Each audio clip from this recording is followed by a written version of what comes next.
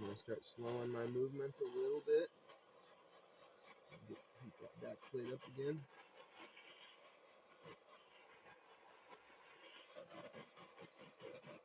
Okay, now we're getting up to temp.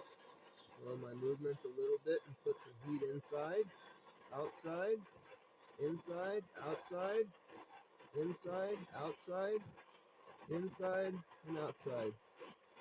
Keep doing that until your solder melts. And then start drawing your solder out. You'll see it flash.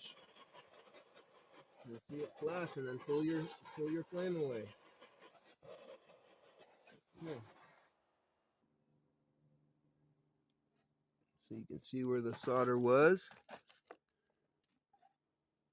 You can see how we used the heat to pull it out. You can also notice that I didn't point my flame directly at the joint on the bezel while the piece was at temp.